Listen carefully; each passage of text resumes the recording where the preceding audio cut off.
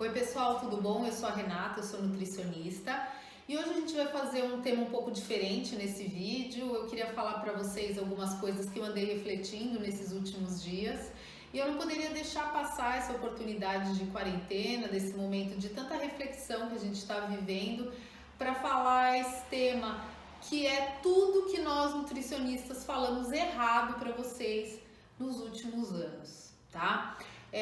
Bom, eu acho que a gente até lembra aquela música do Raul Seixas, né, onde ele diz que é muito melhor a gente tentar ser uma metamorfose ambulante do que tentar manter a nossa velha impressão a respeito de tudo. Mas realmente é uma coisa difícil, até pra gente que trabalha com isso, assim, refutar tantas coisas que nós passamos anos falando e disseminando esse tipo de informação. Então, eu gostaria de deixar bem claro que o que eu tô falando com vocês é o que eu acredito agora, tá? Pode ser que as coisas se atualizem, que elas mudem, como tudo se transforma, mas o que nós temos de informação mais atual e mais recente a respeito desses erros que nós, profissionais da nutrição, cometemos ao longo dos anos, eu gostaria de fazer um resumão aí para vocês hoje, tá? Então, assim, eu acho que é importante a gente ter um parâmetro histórico a respeito disso, porque eu nunca acreditei que o paciente mentia para mim na consulta, eu nunca acreditei nisso. Por quê? Como eu venho de um histórico de dietas, né? Eu já falei isso em alguns vídeos do nosso canal e tal. Eu faço dieta desde 13 anos de idade. E eu experimentei uma série de estratégias ao longo desses 30 anos, vamos dizer assim. Então, uma coisa que me incomodava muito no contato com outros profissionais da área da saúde é que as pessoas sempre achavam mais fácil não acreditar no paciente, diziam que o paciente mentia, que ele não fazia as coisas corretamente, que ele tentava enganar a gente, mas eu sabia que isso era mentira, que na verdade o que as pessoas faziam de errado é porque as diretrizes nutricionais elas não batiam, a conta não fechava, né? E aí, de uma forma muito empírica, depois de um bom tempo analisando os resultados dos meus pacientes, eu comecei a descobrir o papel da insulina no impacto relacionado aí à perda de peso. E de uma forma extremamente experimental, eu achei interessante retirar o carboidrato de um período do dia dessas pessoas. Eu tinha informações muito picotadas a respeito disso, era o que estava disponível naquele momento, né? A gente tinha um despertar aí da consciência falando sobre resistência insulínica. Eu sabia que a insulina atrapalhava a perda de peso, mas eu não sabia como, né? Então, de uma forma bem experimental, eu tirei o carboidrato refinado dos meus pacientes à tarde e à noite. Isso realmente dava muito resultado, como dá até hoje para quem não quer fazer uma low carb clássica. E a partir daí eu comecei, né, a estudar a respeito disso. Foi quando eu conheci a estratégia low carb, li o livro Por que Engordamos, do Gary Taubes, e isso realmente fez todo sentido. Então, eu gostaria de compartilhar com vocês alguns erros que nós profissionais disseminamos e muita gente ainda dissemina nesse universo aí relacionado ao controle do peso e à síndrome metabólica. Então, o primeiro deles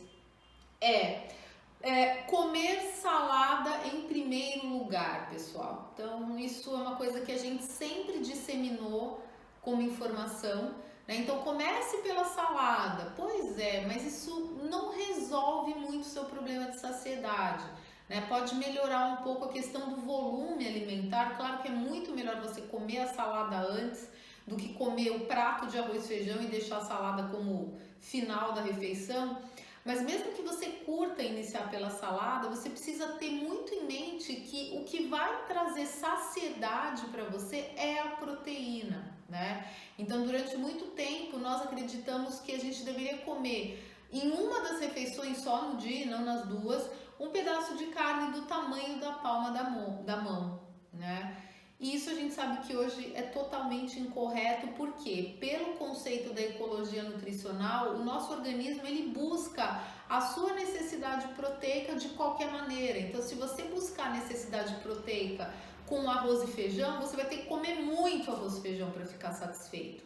Então, mesmo para quem não quer fazer uma dieta low carb, priorizar a proteína e consumir uma quantidade maior do que o normal ou que você consideraria normal, muito possivelmente vai aumentar o seu tempo de saciedade. Aí nós entramos com o erro número 2, né, que a gente dizia para os pacientes: coma a cada 3 horas. Pessoal, isso é uma coisa que hoje nós entendemos que não é o ideal. Por quê? Quando você estabelece um intervalo entre as refeições, você tem uma dificuldade muito grande em fazer um julgamento lúcido entre fome e saciedade.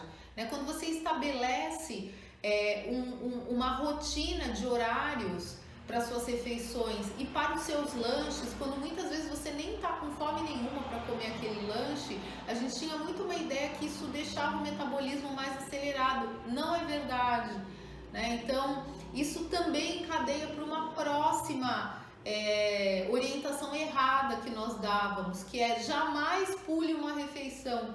Pois é, hoje nós sabemos que muitas vezes, quando você não quer jantar ou quando você não quer tomar café da manhã, você consegue captar mais gordura do seu estoque.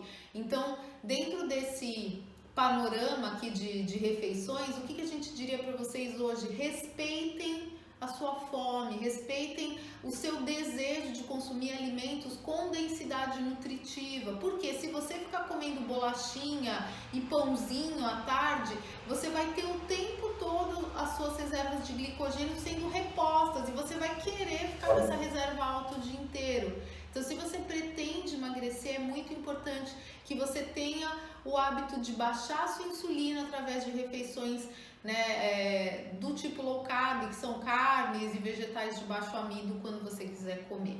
Uma outra coisa que eu coloquei aqui no meu roteirinho é a questão da gordura saturada, gente. E esse é um dos pontos que eu tenho mais dificuldade de abordar, né? Assim, oriunda de uma orientação tradicional de nutrição, eu sempre demonizei a gordura saturada, porque é uma gordura que aumenta o colesterol, cria placa na artéria, enfim.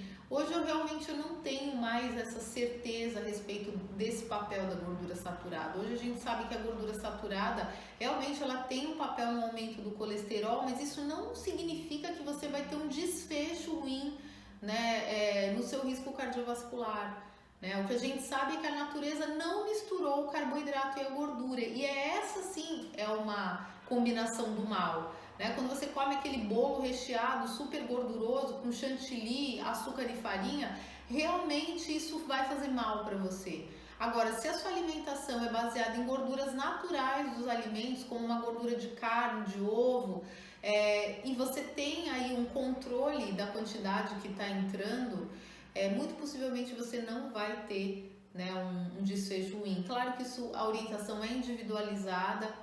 Quem me conhece sabe que eu não indico nem bacon e nem gordura suína em excesso para o paciente, né? Então eu não faço apologia do bacon na minha abordagem low carb, mas hoje também eu não digo para o meu paciente que ele precisa consumir o filé de frango na chapa sem nenhum tipo de gordura para ter uma boa saúde cardiovascular. Então esse também é um erro considerável.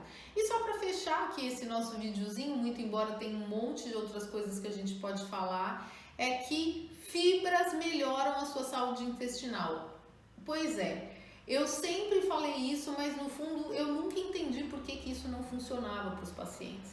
Às vezes a pessoa, a gente tinha uma orientação para um aumento do consumo de fibras e a única coisa que a pessoa tinha, ela continuava com o intestino preso, só que aí agora ela tinha gases e flatulência e distensão abdominal, né? Então, ao longo desses anos de estudo, né, conhecendo a low carb, conhecendo outros autores relacionados aí à saúde intestinal, eu pude entender que o intestino ele é uma coisa muito particular da gente, né? E a melhora da função intestinal, ela passa pela diminuição dos alimentos ultraprocessados, ela passa por um processo de conhecer os grupos de food maps, né? Que são aqueles oligosacarídeos fermentáveis, né? De avaliar a tolerância à lactose, sensibilidade ao glúten, ou seja, observar o paciente num conceito mais holístico, não só mandar o paciente comer fibra e tomar água, gente. Então, eu acho que cada vez mais a gente precisa ter, acima de tudo, a humildade para entender que a gente não sabe nada, ou que a gente sabe muito pouco a respeito de uma alimentação personalizada, individualizada. Então, que essa busca pelo conhecimento possa continuar norteando os nossos passos em direção a nossa melhor versão, né? Porque não existe nada absoluto e nem nada permanente. A única coisa que a gente sabe que existe, ainda mais nesse momento que a gente está vivendo hoje, é a impermanência. Então, se a gente puder manter realmente o foco em estudar, em aprender, em pensar de uma forma aberta, sem preconceito, como eu mesma já tive muito preconceito sobre abordagens mais progressistas aí da nutrição, que a gente possa ter em mente que é só isso que vai levar a gente a ter a nossa melhor versão. Tá bom, pessoal? Então, se vocês gostaram desse vídeo, compartilhem com seus amigos, comentem, entrem no nosso canal, ativem as notificações, se inscrevam e acompanhem o nosso movimento aí nas redes sociais. Um abraço a todos e até o próximo vídeo.